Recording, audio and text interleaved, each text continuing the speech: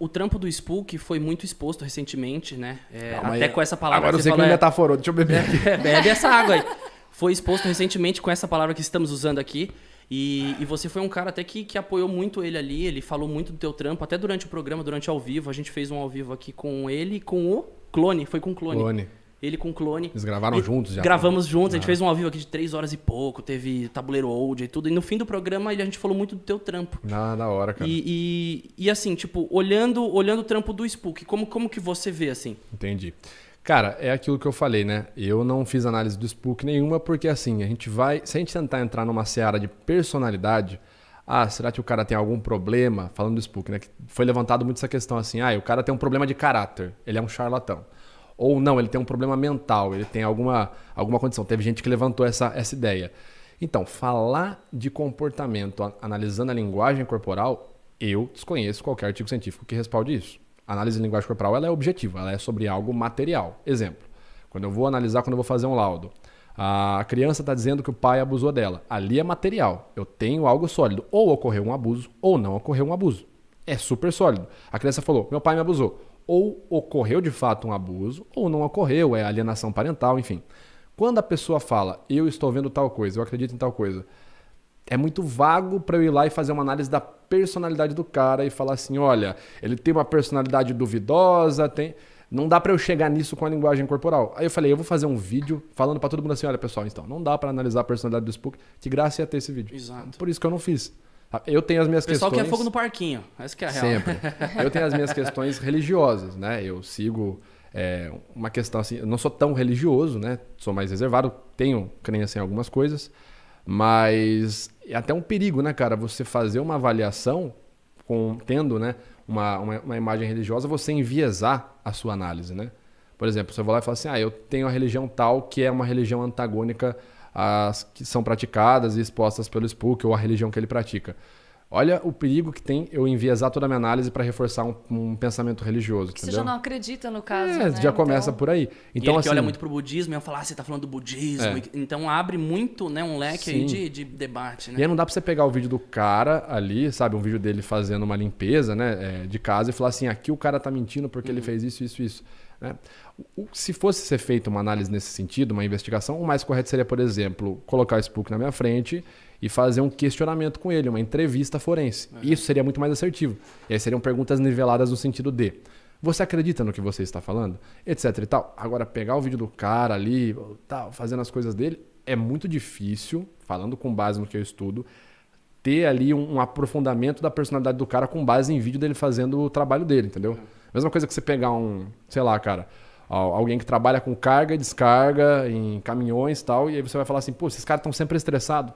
Entram várias questões. A fisiologia do cara muda quando ele levanta um peso muito, muito forte. Ele está sob o sol. Geralmente, o trabalho sob o sol ele vai ficar mais quente, a temperatura corporal aumenta, a fisiologia dele vai ter uma predisposição de cortisol, vai ficar mais estressado, mas não dá para você julgar o cara na vida como um cara estressado, uma pessoa violenta. Entendeu? Tem análises que eu já vi, assim, análises que trabalham no sentido de analisar, por exemplo, forma de rosto, que é absurdo, cara. Isso, para mim, é uma loucura. Como que são essas de forma de rosto? Por exemplo, vou te dar um exemplo. Eu fiz uma formação pelo Instituto Galeno. Cesare Lombroso, que é conhecido como o pai da criminologia por alguns, ele há muitos anos atrás trouxe alguns conceitos de criminologia que, na minha opinião, são bem perigosos. Mas, por exemplo, ele tentou criar um coeficiente do criminoso, ou seja, ele queria determinar o que era um criminoso, como eu identifico um criminoso em público. Eu vou olhar para alguém como eu identifico um criminoso, por exemplo, um charlatão, um homicida, um estuprador. Esses caras devem ter algo em comum, pensava Cesare Lombroso. Então, dentre vários critérios, alguns, por exemplo, que foram desenvolvidos a partir de teorias do Lombroso, era que quanto mais grosso fosse o traço do rosto, ou quanto mais bestial as proporções anatômicas do rosto, nariz muito grande, beiço muito grande, maior a probabilidade desse cara ter um comportamento animalesco. Isso já é um argumento que reforça, na minha opinião, racismo, em muitas situações, entendeu? Então aí você pega pessoas que trazem isso para hoje em dia e tentam avaliar, por exemplo, fulano tem uma ruga aqui na testa, né? Eu adoro quando a pessoa me fala isso. Vitor, eu tô trabalhando com uma pessoa e ela é assim, ó. Ela tem essa ruga aqui na testa, que esse aqui é o músculo corrugador dos supercílios, e ela é uma pessoa, eu acho que é uma pessoa raivosa, uma pessoa violenta, agressiva, eu tenho medo de falar com ela. Cara, vamos lá. Mãe. Se for assim, ferrou. Ah, é, a minha mãe, ó, mãe. Minha sogra aí, já vamos fazer as malas da minha sogra aí, gente. Minha mãe, ela tem, ó, a marcaçãozinha aqui, mas Aqui porque ela não marcadinha. enxerga, dela Aqui. fica assim. É uma pessoa raivosa ou só tem miopia? Tem miopia, você entendeu? Que não tem raiva, não, gente, é miopia, É, calma. miopia, Ela sempre simples. tá assim, tipo, esforçando pra Mas poder... você vive em cima desse extremismo. Mas e aí, como que é? Cara, mas é assim, né? Vamos lá. Se a gente pegar esse conjunto de músculos, que é a base do AU4 aqui, né? Então a gente tem o compressor dos supercílios, depressor dos supercílios e o músculo próceros. São 3 músculos para fazer essa ação aqui.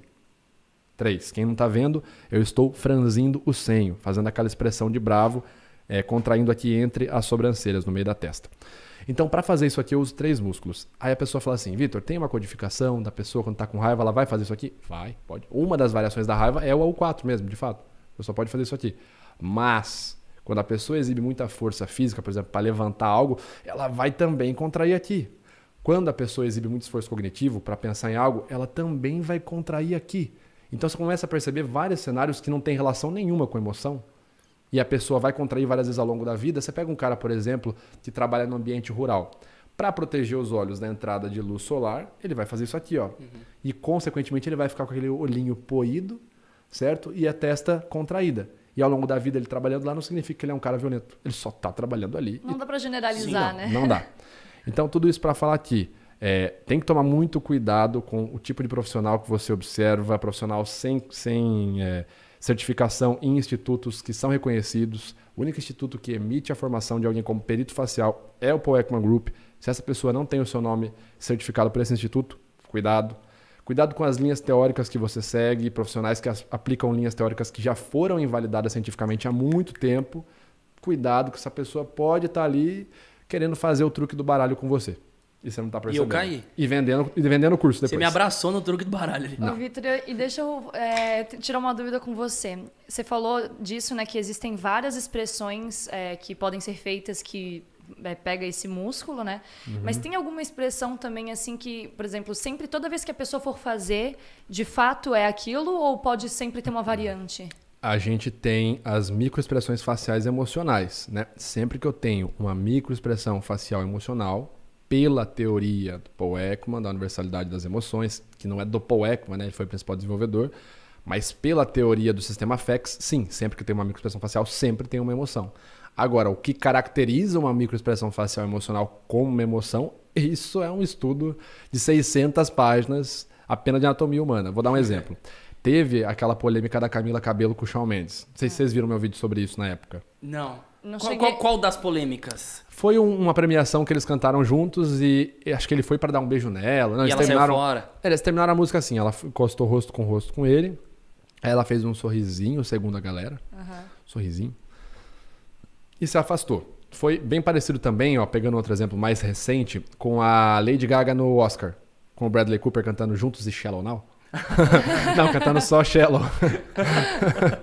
Então, você lembra dessa apresentação? Sim. O Bradley Cooper chega, eles começam a tocar e cantar lá, e no final ele vira perto dela, coloca a boca bem próximo da boca dela, ela dá um sorriso e se desfaz. E a galera, meu Deus, esse sorriso, isso foi um sorriso de felicidade. Aí vai o Vitor Metaforando e fala, não, pessoal, foi nojo. Tá? Foi felicidade não teve nada a ver. Você falou que foi nojo? Foi nojo. Foi nojo? Foi nojo, é. Cara, que viagem, e aí, mano. tipo assim, eu tava apaixonadaço vendo essa apresentação. Eu não vi essa desconstrução dele do Bradley Cooper aqui. Então não vejo se você vai expulsar do seu programa. Mas aí, por exemplo, como que o Vitor tem a audácia de falar que aquilo poderia ser uma variação? Como o Vitor fala? Porque é uma microexpressão facial emocional. Simples. Aí tem vários e vários critérios. Simples assim, ó. Vamos lá. A pessoa, a Lady Gaga, ela faz isso daqui, ó.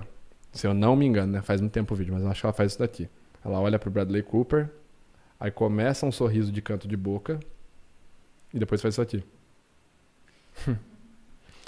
Isso aqui, ó, para quem não está vendo, é a acentuação do sulco nasolabial chamado de bigodinho chinês. Quando ele se acentua e o lábio superior desloca levemente para cima, formando um semiarco, pode ser visto como uma microexpressão de nojo. Por exemplo, quem está vendo é fácil, é isso aqui.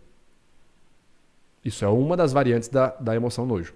Mas, Vitor, não podia ser qualquer outra coisa? Aí a gente tem vários estudos para rechaçar que não, que de fato é uma microexpressão facial emocional. Vamos lá. Por que a pessoa não podia ser nojo de uma outra coisa que ela pensou? Não. Segundo pesquisadores como Dobson e Houston, até 7 segundos após um estímulo, seu cérebro está respondendo para aquele estímulo.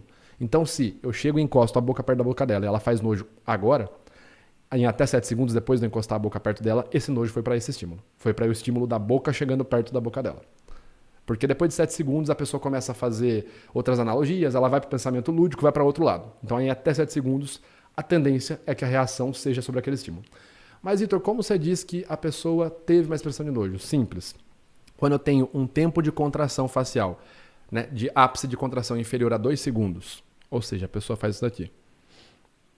Eu tenho um tempo inferior a 2 segundos, se encaixa no tempo de uma microexpressão facial. Uma expressão forjada dura mais e tem uma intensidade mais brusca. Por exemplo, assim.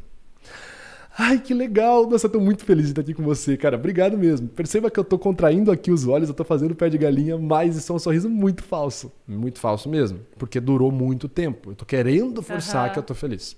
Então a gente tem o tempo correto da expressão da Lady Gaga. A gente tem a codificação correta, porque as AUs que ela utiliza são as mesmas AUs do nojo para fazer aquela expressão. E a gente tem a intensidade gradual. Uma expressão genuína, como acontece? A gente tem uma informação no nosso sistema límbico, que é a região do cérebro mais associada a estímulos emocionais, à vida afetiva. Essa informação vai gerar uma resposta eletroquímica, que o cérebro ele trabalha de forma eletroquímica, e vai gerar descendo estímulos para todo o resto do corpo. Isso é uma emoção, uma reação psicofisiológica. Eu vejo um estímulo, meu corpo precisa reagir para lidar com aquele estímulo. Então, quando eu tenho essa informação que desce, ela vai passar aqui nos meus nervos cranianos e vai passar pelo NC7, que é o nervo craniano, o par 7, também conhecido como nervo facial. Quando essa informação bate no nervo craniano, ele tem 5 ramificações, ele vai falar, opa, eu preciso ativar os músculos porque essa pessoa aqui sentiu nojo. Quando a informação passa aqui, ela vai e contrai aqui e aqui. E aí a pessoa fez nojo. E a intensidade é gradual. A pessoa faz o onset e o offset, mesmo sendo rápido. Então a gente tem a formação gradual, porque ela olha para ele, tem a codificação correta, no tempo correto, de forma gradual. Então ali a gente tem nojo. Quando é o contrário, é muito brusco, a gente sabe que não. A tendência é ser falso. Por exemplo, aquela expressão da Luciana Gimenez. Tô passada. Entendeu? Aquilo é totalmente falso. Entendeu? Falso não, é cortês, né? Ela tava 0 passada, né? Não tá